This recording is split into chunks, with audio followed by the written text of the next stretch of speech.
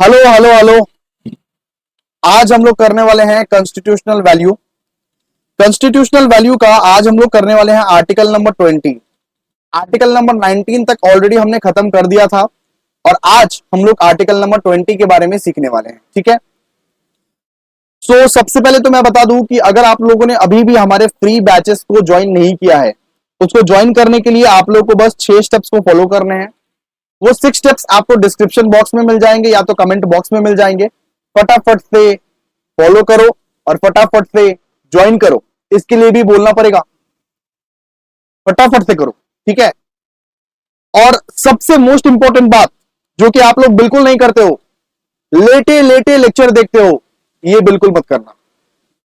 अपने study table पे आप लोग को बैठना है, नोटबुक और पेन निकाल के बैठना है। बिकॉज आज मैं लिखवाऊंगा सारा का सारा, मतलब ये जो कॉन्स्टिट्यूशनल वैल्यू बोल के जो सब्जेक्ट है, ये सब्जेक्ट के सारे नोट्स मैं लिखवाऊंगा। हैंड रिटन है ना, उसको आप लोग को लिखने हैं अपने कॉपी में और यही नोट्स आप लोग को पढ़ने हैं और यही नोट्स पढ़ के यूनिवर्सिटी के एग्जाम में जाके लिख के आना। और कुछ रिक्वायरमेंट ही नहीं है, दैट्स इनफ।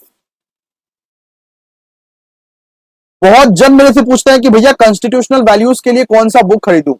भाई तुम लोगों को पैसा बचाना है या मतलब क्या करना है, अपने कॉपी में नोट्स बनाओ, वही नोट्स को पढ़ो और वही नोट्स को पढ़ के यूनिवर्सिटी के एग्जाम में जाओ। सिंपल सा बात है, कोई बुक नहीं खरीदना है कॉन्स्टिट्यूशनल वैल्यू के लिए। ओके, शुरू करें। आज फिर हम लोग आर्टिकल नंबर 20 से पढ़ना स्टार्ट करते हैं। आर्टिकल नंबर 20 ये किस बारे में बात करता है, सबसे पहले ये जान लो। आर्टिकल नंबर 20 हमें 3 की टाइप के प्रोटेक्शन देते हैं। यहां पे लिखा हुआ है article number 20 guarantees 3 protection to all citizen of India. यानी कि आप, हम, तुम, सबके सब जो भी इंडिया में रहते हैं वो तो सिटीजन ऑफ इंडिया ही कहलाएंगे ना। उनको आर्टिकल नंबर 20 की तरफ से 3 टाइप का प्रोटेक्शन मिला है। आगे आगे चलिए मैं बताता जाता हूं। सबसे पहला प्रोटेक्शन लिखा हुआ है आपके स्क्रीन के सामने, भाइयों बहनों, आपके स्क्रीन के सामने। ये protection against ex post facto loss. ये एक्स पोस्ट फैक्टो लॉस क्या होता है भैया, बहुत ज्यादा कंफ्यूजिंग है, आहिस्ता आहिस्ता समझोगे ना। सबसे पहले रीड करो। न्यू लॉ ये cannot treat past act as an offence. इसका मतलब ये है, मान लीजिए आपने पुराने जमाने में कोई कांड किया। आपने पुराने जमाने में क्या किया, कोई कांड किया। ओके, उस समय में उस कांड के लिए कोई सजा नहीं थी, कोई सजा नहीं थी, लेकिन एक न्यू लॉ ला दिया गया। अभी आज के जमाने में एक नया कानून ला दिया गया। अब इसी पर्टिकुलर कांड के लिए आज के जमाने में सजा है। ठीक है, तो आप ये बताइए कि आपको क्या सजा मिलेगी। आप तो पुराने जमाने में किए हो, आप तो अभी नहीं कर रहे हो ना। तो हमारा कॉन्स्टिट्यूशन ये बोलता है कि अगर कोई इंसान पुराने जमाने में कुछ ऐसे काम करके आया है जो काम के लिए पुराने जमाने में सजा नहीं माना जाता था, लेकिन आज के जमाने में उसको सजा घोषित कर दिया गया है, तो उस इंसान को कभी भी पकड़ा नहीं जाएगा। उस इंसान को पुराने एक्ट के लिए सजा नहीं दिया जाएगा। सिंपल सा बात है। यानी कि अगर मैंने पुराने जमाने में कुछ कांड किया था जब उसका सजा नहीं हुआ करता था, इस कांड के लिए मुझे अभी सजा नहीं मिलेगा। सिंपल सा बात। ठीक है, क्लियर है। एग्जाम्पल दूं, एग्जाम्पल है जैसे कि बिहार। अभी बिहार में शराब बैन हो चुका है। आज अभी अगर कोई शराब ये बेचते हुए पकड़ा गया बिहार में, शराब बेचते हुए पकड़ा गया बिहार में, उसको सजा होगा। लेकिन अगर मान लीजिए कोई पुराना जमाना में जब ये लॉ नहीं था, जब कोई पुराना जमाना में बेचा होगा, उसको क्या अभी हम पकड़ के लेके आ सकते हैं ना? क्या नहीं ना, नहीं ना। यस, इसका मतलब यही हुआ कि न्यू लॉ ये can not declare past act as an offence. मैंने कुछ पास्ट में किया है जो कि उस जमाने में सजा नहीं माना जाता था, तो उसके लिए मुझे ये कारागार में बंद नहीं किया जाएगा। सिंपल सा बात है ये। अब आप लोग ये वाला पढ़िए, ये पॉइंट नंबर बी। अच्छा, ये पॉइंट नंबर बी में लिखा हुआ है न्यू लॉ ये can not increase punishment for the past offence. यानी कि मान लीजिए ये जो कांड मैंने किया था, वापस एग्जांपल दे रहा हूं, मैंने एक कांड किया था पुराने जमाने में, और पुराने जमाने के हिसाब से इस कांड के लिए सजा रहता था 3 इयर्स, लेकिन आज के जमाने में इस कांड के लिए सजा है 5 इयर्स। तो मुझे कितना साल का सजा मिलना चाहिए? आपको 3 इयर्स का ही सजा मिलेगा। आप अगर पुराने लॉ के हिसाब से गए हो, आप अगर पुराने लॉ के हिसाब से जेल में गए हो, तो आपको 3 इयर्स का ही सजा मिलेगा, पुराने लॉ के हिसाब से ही देखा जाएगा। ओके, समझे कि नहीं? अब से अगर कोई ऐसा वाला क्राइम किया तो अब से 5 इयर्स का इंप्लीमेंट हो जाएगा, लेकिन अगर पुराने जमाने में कोई किया है ये क्राइम और पुराने जमाने के लॉ के हिसाब से 3 इयर्स था, तो आपको 3 साल का ही सजा भुगतना पड़ेगा। सिंपल सा बात है। तो ये अपने कॉपी में लिखिए, protection against ex post facto laws, new law cannot declare past act as an offence, new law cannot increase punishment for the past offence, यानी कि पास्ट ऑफेंस के लिए मेरा पनिशमेंट को इंक्रीज नहीं कर सकते न्यू लॉ। कोई भी नया कानून आने दो, मैं तो पुराने कानून के हिसाब से ही सजा काटूंगा। सिंपल सा बात है। ओके जी, आइए नेक्स्ट प्रोटेक्शन मिलता है दोस्तों हमें, ये प्रोटेक्शन फ्रॉम डबल जियोपार्डी। अरे क्या हो गया? जियोपार्डी क्या होता है सर? डबल जियोपार्डी, इसका मतलब भी समझाते हैं। सबसे पहले इसको लिखिए, protection from double jeopardy. A point में लिखा हुआ है, no person can be prosecuted and punished more than once for the same offence, यानी कि अगर आप एक बार क्राइम किए हैं तो आपको सजा भी एक ही बार मिलेगा। आप अगर क्राइम एक बार किए हैं तो आपको सजा भी एक बार मिलेगा, वरना तो फिर गजब हो जाएगा। पुलिस वाला रोज रोज आएगा आपके घर में कि भैया चलो वापस से सजा देने का मूड हो गया तुमको, चलो वापस से सजा देने का मूड हो गया। मतलब कि बार बार एक क्राइम के लिए फिर तो 10-15 बार जेल लेके जाएगा। पुलिस वाला का तो अलग ही एंटरटेनमेंट हो जाएगा, है कि नहीं? ऐसा नहीं हो सकता, ठीक है? आपको एक क्राइम के लिए सिर्फ एक ही बार सजा मिलेगा, ये हमारा कॉन्स्टिट्यूशन बोलता है। जैसे कि संजू बाबा ने एक बार क्राइम किया है, उसको एक ही बार सजा मिला। भैया सैलमोन भाई ने तो क्राइम किया है, उसको तो सजा नहीं मिला। अब उसके लिए क्या बोल सकते हैं? लेकिन संजू बाबा का तो बोल सकते हैं ना। संजू बाबा ने एक बार क्राइम किया था तो उसको एक ही बार सजा मिला, उसको 2 बार सजा नहीं मिलेगा, ठीक है? ओके ओके ओके ओके, तो इसको आप ध्यान से पढ़िए। No person can be prosecuted and punished more than once for the same offence. एक ही ऑफेंस के लिए बार बार क्यों सजा देना? एक ही बार सजा देंगे, ठीक है? नेक्स्ट में पढ़िए, but he can be prosecuted and punished more than once for the same type of offence. यानी कि मान लीजिए कि मैंने चोरी किया और चोरी करके मुझे पुलिस वाला ने जेल में बंद कर दिया, वापस जेल से बाहर निकल के वापस मैं चोरी किया, सेम टाइप का ऑफेंस मैं क्या कर रहा हूं? रिपीट कर रहा हूं, बार बार वही सेम बदमाशी रिपीट कर रहा हूं। फिर तो जितना बार मैं ऑफेंस करूंगा उतना बार मेरे को जेल में डालेंगे ना। यस यस यस, इसका मतलब एक गुना के लिए तो एक ही क्राइम है, लेकिन आप एक ही तरह का गुना बार बार करेंगे तो आपको बार बार जेल लेके जाएगा। सिंपल सा बात है, सिंपल सा बात है। आप जितना बार भी वो क्राइम करेंगे, जितना बार भी सेम टाइप का गुना करेंगे, सेम टाइप का आपको बार बार जेल लेके जाएगा।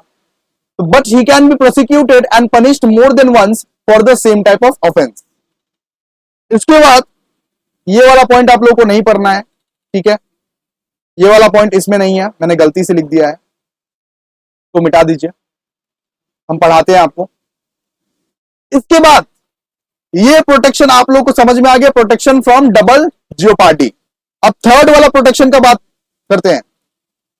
ये मतलब ये थर्ड वाला प्रोटेक्शन बोलता है प्रोटेक्शन फ्रॉम सेल्फ इनक्रिमिनेशन। क्या बोलता है? Protection from self incrimination. क्या बोलता है? Protection from self incrimination. इस प्रोटेक्शन के हिसाब से ये बोला जाता है कि no accused can be forced to give evidences against himself. मान लीजिए किसी को जेल में बंद कर दिया गया, किसी को कारागार में बंद कर दिया गया, वो खुद के लिए एविडेंस जमा नहीं करेगा, है ना, और उसको फोर्स किया गया कि भाई अपने लिए तुम खुद ही एविडेंस लेके आओ, अपने लिए तुम खुद ही एविडेंस लेके आओ। तो उसको ये चीज के बारे में कोई भी फोर्स नहीं किया जाएगा, है ना। इसके बाद no accused can be force to witness against himself. अगर मान लीजिए कि मैं एक पुलिस वाला होता, मैं अगर एक पुलिस वाला होता, एक मान लीजिए क्रिमिनल है, क्रिमिनल को मैं धमका रहा हूं, क्रिमिनल को मैं मारे जा रहा हूं, मारे जा रहा हूं, धमकाए जा रहा हूं, धमकाए जा रहा हूं कि ये कबूल कर, कबूल कर, कबूल कर कि तूने गुनाह किया है, और मैं ये बंदूक की नोक पे उसको टॉर्चर करा के मैंने उसको कबूल करवा लिया कि उसने गुनाह किया है, हालांकि उसने कुछ नहीं किया था, वो तो मेरे बंदूक की नोक से डर के कबूल कर दिया। तो इस तरीके का भी नहीं चलेगा, ठीक है।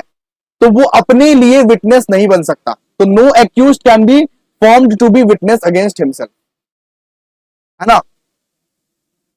आइए ये सब चीज आप लिख लीजिए, प्रोटेक्शन फ्रॉम सेल्फ इंक्रिमिनेशन। तो समझ में आ गया आर्टिकल नंबर 20 खत्म ना।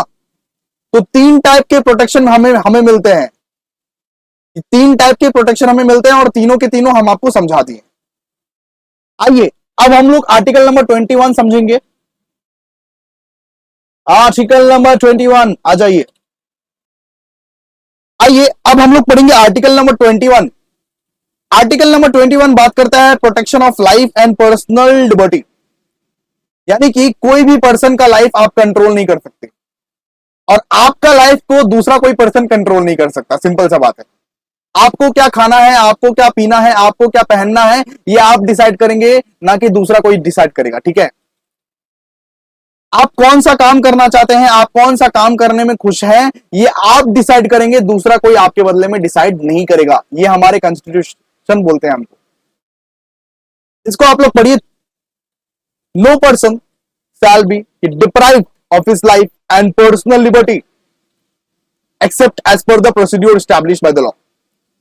यानी कि किसी भी पर्सन का पर्सनल लिबर्टी ना छीना जाए उनसे, किसी भी पर्सन का लाइफ को कंट्रोल करने की कोशिश ना की जाए, यही बोला गया है आर्टिकल नंबर 21 के मतलब ये तरफ से, ठीक है।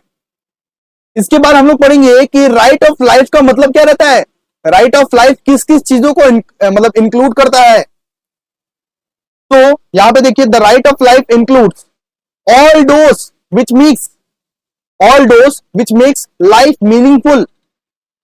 जो चीज आपका लाइफ को मीनिंगफुल बनाता है उसी को बोलते हैं राइट ऑफ लाइफ। जैसे कि आप अपनी मर्जी से लाइफ जी रहे हो तो आपका लाइफ मीनिंगफुल है। सिंपल सा बात है। आप किसी दूसरे के दबाव पे अगर आप अपनी जिंदगी जी रहे हो तो आपका लाइफ मीनिंगफुल नहीं है। सिंपल सा बात है ना। तो right of life includes all those which makes life meaningful. इसके बाद राइट टू लिव विथ मतलब ये पर्सनल ह्यूमन डिग्निटी, मतलब कि मैं अपनी डिग्निटी के साथ जीऊं, मैं अपनी इज्जत के साथ जीऊं। सिंपल सा बात है। मैं किसी के लिए काम ना करूं और अगर करूं भी तो मैं अपनी इच्छा से करूं। मतलब हर काम अपनी इच्छा से तुमको करना है। इसी को बोलते हैं right to live with personal human dignity. और थर्ड दिया हुआ right to live free from noise pollution. मान लो कि कहीं पे बाजा गजाना मतलब सब कुछ बज रहा है, बहुत शोर शराबे हो रहे हैं, तुम पुलिस कंप्लेंट भी कर सकते हो। तुम उस शोर शराबे को मिटाने के लिए पुलिस कंप्लेंट भी कर सकते हो, यानी कि ये तुम्हारा अधिकार है कि तुम नॉइस पोल्यूशन से बच सको, ठीक है। इसके बाद right of a couple to adoption. Right of a couple to adoption actually ये कॉन्स्टिट्यूशन पुराने जमाने में लिखा गया था, तो इसी वे में लिखा गया था। जो जो दिमाग में आया वो सब लिख दिया गया, है ना। तो अगर एक कपल अडॉप्ट करना चाहता है सन को, अगर एक कपल अडॉप्ट करना चाहता है किसी को, तो वो अडॉप्ट कर सकता है सन को। सर ये डॉटर को अडॉप्ट क्यों नहीं कर सकता? पुराने जमाने की कॉन्स्टिट्यूशन है ना, नहीं लिखा गया है। और आपको तो पता है कि कॉन्स्टिट्यूशन कभी चेंज नहीं हो सकता, तो डॉटर को भी अडॉप्ट किया जा सकता है। ये एज्यूम किया गया है सन के अंदर ही डॉटर है ना। तो right of a couple to adopt a son, इसका मतलब डॉटर को भी हम लोग अडॉप्ट कर सकते हैं, सिंपल एज्यूम कर लेंगे, लेकिन कॉन्स्टिट्यूशन में नहीं लिखा हुआ है, वो उनका गलती। अब बताओ कि कितना इंटेलिजेंट वे से ये कॉन्स्टिट्यूशन लिखा गया है, इसी में तुम हैट्सअप करो ना। इसके बाद and all citizen of India है पर्सनल लिबर्टी ऑल्सो, यानी कि पर्सनल लिबर्टी भी रहना चाहिए ना, पर्सनल आजादी भी रहना चाहिए ना। Right of life and personal liberty can be restricted as per the procedure established by law. लेकिन लॉ चाहे तो तुम्हारा राइट ऑफ लाइफ को छीन सकता है, तुम्हारे पर्सनल लिबर्टी को छीन सकता है, लेकिन उनके पास एक जस्टिफिकेशन रहना चाहिए। लॉ चाहे तो तुम्हारा राइट ऑफ लाइफ को छीन सकता है, तुम्हारे पर्सनल लिबर्टी को भी छीन सकता है, तुम्हारे राइट ऑफ लाइफ को, तुम्हारे लाइफ को कंट्रोल कर सकता है लॉ। जैसे कि जो पुलिस के हिरासत में जाते हैं उनका लाइफ को कंट्रोल ही ना कर लिया जाता है, सिंपल सा बात है। उनका लाइफ को कंट्रोल किया जाता है कि नहीं किया जाता है, बताओ। वो लोग ऐसे बोलेगा नहीं नहीं हमको तो सिर्फ मटन खाना है, हमको तो सिर्फ चिकन खाना है, ऐसे मतलब कि चलेगा ना? नहीं ना, उनके लाइफ को कंट्रोल किया जाता है। तो ये कौन कौन से केसेस में लाइफ को कंट्रोल कर सकते हैं लॉ, आप लोग अब पढ़ने जा रहे हैं। साथ साथ लिखते भी जाइए, साथ साथ आप लोग यहां पे लिखते भी जाइए बाबू, नहीं लिखिएगा तो बहुत ज्यादा गलत हो जाएगा। सबसे पहले देखिए कौन कौन से केसेस में लॉ आपके राइट ऑफ लाइफ और पर्सनल लिबर्टी को छीन सकता है। देखिए, firstly there must be law justifying interference in person's life और पर्सनल लिबर्टी, यानी कि लॉ के पास एक मतलब कि जस्टिफिकेशन रहना चाहिए कि क्यों आपका राइट ऑफ लाइफ को छीना गया। लॉ के पास एक जस्टिफिकेशन रहना चाहिए कि क्यों आपका राइट को छीना गया। ओके, इसके बाद secondly it must be a valid law, यानी कि वो जो लॉ के तहत आपका राइट ऑफ लाइफ को छीना गया वो लॉ वैलिड रहना चाहिए। वो लॉ क्या रहना चाहिए? वैलिड रहना चाहिए। वो लॉ क्या रहना चाहिए? वैलिड रहना चाहिए। अब thirdly the procedure mention in the law must be strictly followed, यानी कि उस लॉ में जो सारे के सारे प्रोसीड्योर हैं वो सारे के सारे प्रोसीड्योर को स्ट्रिक्टली फॉलो किया जाए। अगर उसमें लिखा हुआ है कि उसको खाना मत दो तो नहीं, उसको पानी मत दो तो मतलब एकदम नहीं। तो जो भी यहां पे प्रोसीड्योर लिखा रहे वो पर्टिकुलर लॉ में उसको फॉलो किया जाए, सिंपल सा बात है। ओके, आर्टिकल नंबर 21 समझ में आ गया कि नहीं आ गया? बिल्कुल आ गया। ओके, अब देखिए हम लोग पढ़ेंगे आर्टिकल नंबर 21A। इसके बाद आर्टिकल नंबर 22 नहीं आता है, आर्टिकल नंबर 21A आता है। इसका रीजन हम देते हैं। अगर मान लीजिए कॉन्स्टिट्यूशन में कुछ ऐड करना है, मैंने क्या बोला कि कॉन्स्टिट्यूशन चेंज नहीं हो सकता, लेकिन कॉन्स्टिट्यूशन में ऐड होते हैं, आर्टिकल ऐड होते हैं। तो ये आर्टिकल एडेड है, यानी कि राइट टू एजुकेशन के बारे में पहले कुछ नहीं था, मतलब कि पहले कुछ नहीं लिखा गया था, बाद में इसको ऐड किया गया है। Article number 21A। ओके, तो आर्टिकल नंबर 21A के हिसाब से यह बोला गया है कि state shall provide compulsory and free education to all children between the age of 6 to 14 years, यानी कि 6 से 14 साल के बच्चे को कंपल्सरी फ्री एजुकेशन प्रोवाइड किया जाए, कंपल्सरी फ्री एजुकेशन प्रोवाइड किया जाए। लेकिन भैया हम तो प्राइवेट स्कूल से पढ़ के आए हैं, आप अपनी मर्जी से प्राइवेट स्कूल से पढ़ के आए हैं, लेकिन गवर्नमेंट यहां पे फ्री स्कूल्स भी चलाते हैं जहां पे 6 से 14 साल के बच्चों के लिए, यानी कि 1 से लेके 8 तक कोई भी चार्ज नहीं होता है, सारे के सारे खर्चे करते हैं। सिर्फ ममता दीदी नहीं करती है, आपको भ्रम है। बहुत सारे जन तो यहां पे इतने ज्यादा भ्रम पालते हैं, ममता दीदी ये काम नहीं करती। ये राइट है आपका, राइट टू एजुकेशन है ये, यानी कि हर स्टेट में, हर यूटी में ये चीज तो देना ही पड़ेगा गवर्नमेंट को। ये जोर जबरदस्ती करवाया जाता है, ये आपका राइट है। ये लिखा हुआ है आर्टिकल नंबर 21A में, यानी कि 6 से 14 साल के बच्चे जो भी हैं उनको स्कूल ड्रेस का भी खर्चा नहीं मांगते हैं, सब कुछ खर्चा स्कूल करेगा, कंपलसरी फ्री एजुकेशन करवाएगा, फ्री फ्री। ठीक है, आइए इसको लिखिए एक बार, फटाफट से लिखिए, आगे बढ़ते हैं फिर। अच्छा, जब मैं बोलता हूं लिखिए, आप पॉज कीजिए और लिखिए, सिंपल सा बात है। आइए लास्ट वाला आर्टिकल, और ये करके राइट टू फ्रीडम को खत्म कर देंगे हम लोग आज। आर्टिकल नंबर 22, आर्टिकल नंबर 22 के हिसाब से यहां पे बोला गया protection against arrest and detention, यानी कि पुलिस वाला आता है और तुमको अचानक से बोलता है कि आपके अगेंस्ट कंप्लेन है, आपको अरेस्ट किया गया है, और तुम मान जाते हो, सर ठीक है सर, कोई बात नहीं, चलिए पुलिस स्टेशन में चलिए। एकदम डर जाते हो, अरे बाप रे बाप पुलिस आया है। नहीं डरना है। अरेस्ट करने के भी बहुत ज्यादा नियम रहते हैं, अरेस्ट के भी बहुत सारे नियम रहते हैं। अचानक से आके तुमको एक मतलब कि जबरदस्ती कोई अरेस्ट नहीं कर सकता, उनको बताना पड़ेगा कि किस बात के लिए तुमको अरेस्ट किया जा रहा है ना।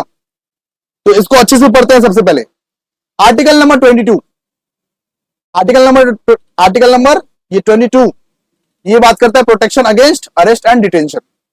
सबसे पहले तो ये बात है, a person arrested other than alien enemies and preventive detention shell be given 3 right. मतलब कि एलियन एनिमीज को हम लोग आपको समझाएंगे एलियन एनिमी क्या होता है, लेकिन सबसे पहले तो ये सब समझिए। आपको अगर कोई अरेस्ट करने आया है तो सबसे पहले तो आपको बताना पड़ेगा कि किस लिए आपको अरेस्ट कर रहे हैं। बिना रीजन बताए आपको कोई अरेस्ट करके लेके गया फिर तो इनवैलिड है। आपको उनको बताना पड़ेगा ग्राउंड्स ऑफ अरेस्ट, यानी कि कौन से जुर्म के कारण आपको अरेस्ट किया जा रहा है। इसके बाद he shall be given legal practitioner, यानी कि आपको एक वकील लाने की सुविधा दे, मतलब कि यहां पे दिया जाए। वकील अपॉइंट करते हैं कि नहीं करते हैं बताइए। अगर कोई भी अरेस्ट हो जाता है तो उनको यह हक है कि वो अपने लिए वकील अपॉइंट करे, अपने लिए वकील जुगाड़ करे। वो खुद नहीं करते हैं, वो तो अरेस्ट हो गए, लेकिन उनके फैमिली वाले तो उनके लिए वकील अपॉइंट करते हैं कि नहीं करते हैं। उसको बोलते हैं हम लोग लीगल प्रैक्टिशनर। ठीक है, क्या बोलते हैं? लीगल ये प्रैक्टिशनर, जो आपके लिए कोर्ट में मुकदमा लड़ेगा। और third, he shall be produced to the nearest magistrate within 24 hours, यानी कि 24 घंटा के अंदर अंदर कोर्ट में, 24 घंटा के अंदर अंदर नियरेस्ट कोर्ट में आपको वहां पे पेश करना पड़ेगा। आपका अगर मान लीजिए अरेस्ट हुआ है, भगवान करे ऐसा ना हो, तुम बड़े बड़े कांड भगवान करे ना करो, ठीक है। मान लो कि तुमको अरेस्ट किया गया है, तो पुलिस वाला को वो मतलब कि जिस भी थाना में अरेस्ट किया गया है 24 घंटा के अंदर अंदर तुमको नियरेस्ट मजिस्ट्रेट के पास लेके जाएगा। वो अगर नहीं लेके जाएगा तो फिर वो पुलिस वाला का सजा पुलिस मतलब कि पुलिस वाले का ही सजा मिलेगा फिर। ठीक है, तो he shall be produced to the nearest magistrate within 24 hours of the arrest except the travelling time, यानी कि अगर मान लो कि ट्रैवलिंग टाइम में मान लो 2 घंटा लग गया और पूरा 26 घंटा हो गया, फिर चलेगा, कोई दिक्कत नहीं है। ट्रैवलिंग टाइम को एक्सक्लूड करके बोला, ये ट्रैवलिंग टाइम को एक्सक्लूड करके तुमको 24 घंटा में मतलब उस पुलिस वाले को पहुंचाना है नियरेस्ट मजिस्ट्रेट में। ठीक है, इस सुनवाई के लिए। इसके बाद अब हम लोग पढ़ेंगे प्रिवेंशन डिटेंशन। मतलब कि prevention detention it means arrest of a person without trial, यानी कि कुछ ऐसे प्रावधान भी दिए हुए हैं कॉन्स्टिट्यूशन में कि अचानक से आएगा और अचानक से आके तुमको अरेस्ट करके लेके जाएगा। अचानक से आएगा पुलिस और अचानक से आके तुमको अरेस्ट करके लेके जाएगा क्योंकि तुम कुछ क्राइम करने वाले हो। मान लीजिए आतंकवादी है कोई, इस देश का नमक भी खाया और इस देश में आतंकवादी भी फैला रहा है मान लीजिए, और वो फ्यूचर में कुछ करने वाला है, तो वो फ्यूचर में कुछ ना करे, इस वजह से क्या होता है ना, इस वजह से पुलिस उसको लेके जाती है हिरासत में, बोलती है कि तुमको तो हम करने नहीं देगा वरना तो वो विस्फोटक मचा देगा पूरा। तो उन सब पर यहां पे ये प्रिवेंशन डिटेंशन का केस लगता है। तो प्रिवेंशन डिटेंशन मतलब क्या? अचानक तुम्हारे घर में आएगा और बोलेगा यू आर अरेस्टेड, सिंपल। लेकिन रीजन बताना पड़ेगा, जैसे कि मैंने आपको बताया, अरेस्ट मतलब ये नहीं कि आपको मतलब कि पुलिस वाला कोई भी रीजन नहीं दे रहा है, यू आर अरेस्टेड फटक चलो, इस तरह से नहीं, उनको रीजन बताना पड़ेगा। ठीक है, नंबर बी में पॉइंट है, ये नंबर बी में लिखा हुआ है, it is not done to punish for an offence rather it is मतलब ये डन टू मतलब ये प्रिवेंस ऑन ऑफेंस, यानी कि अगर कोई आतंकवादी करने वाला है, मतलब कि मान लीजिए कि देश में उससे खतरा होने वाला है फ्यूचर में, तो पुलिस ये पहले ही उसको पकड़ के लेके जाएगा कि खतरा ना हो, खतरा टल जाए। ठीक है, इसका मतलब ये नहीं कि उसको सजा, मतलब कि उसको, मतलब ये सजा देने के लिए लेके जा रहा है, वो तो कुछ किया ही नहीं, तो उसको किस बात का सजा, वो कुछ कर ना दे इसके लिए लेके जा रहा है, वो कुछ आतंकवादी कर ना दे इसके लिए लेके जा रहा है। ठीक है, जेल में, समझे। मैक्सिमम कितना दिन तक रख सकते हैं, मैक्सिमम डिटेंशन कितना दिन तक हो सकता है, 3 महीने तक, यानी कि एक पुलिस वाला 3 महीने तक रख सकता है उसको जेल में, लेकिन 3 महीने से ज्यादा नहीं। ठीक है, 24 घंटे के अंदर अंदर कोर्ट में लेके जा सकता है, लेकिन ये मैक्सिमम डिटेंशन मतलब एक्सीड भी हो सकता है। किस केस में मतलब एक्सीड होगा, ये can exceed 3 months after prior approval of advisory board which consist of present and retired HC जजेस। यस, यानी कि हम लोगों के पास ऑलरेडी यहां पे 3 months तो है ही, लेकिन 3 महीने के लिए और भी बढ़ा सकते हैं हम लोग, जब रिटायर्ड एचसी जज, रिटायर्ड हाईकोर्ट जज हमको यहां पे परमिशन दे दे कि भैया आप लोग इसको 3 महीने के लिए और रखिए, ये बहुत बड़ा आतंकवादी है, ये खुफिया आतंकवादी है, 3 महीने के बाद निकल के भी ये क्राइम करने के बारे में सोचेगा, इसका और एक्सेसरी प्लान हो सकता है। ठीक है, तो इसके लिए क्या करते हैं, आप अप्रूवल लेते हैं। किससे अप्रूवल लेते हैं, एडवाइजरी बोर्ड से अप्रूवल लेते हैं, एडवाइजरी बोर्ड से अप्रूवल लेते हैं विच कंसिस्ट ऑफ प्रेजेंट और रिटायर्ड एचसी जज, यानी कि हाई कोर्ट के जजेस का एक यहां पे रियूनियन होता है, वो जजेस यहां पे फैसला करते हैं। ठीक है, आई होप आप लोग को समझ में आया होगा डिटेंशन वाला पॉइंट सब कुछ, तो आप लोग प्लीज इसको लिख लीजिए। लिखिए, ये प्रिवेंशन डिटेंशन यानी कि अरेस्ट विदाउट ट्रायल, बिना उससे पूछे हम लोग उसको अरेस्ट कर लेंगे।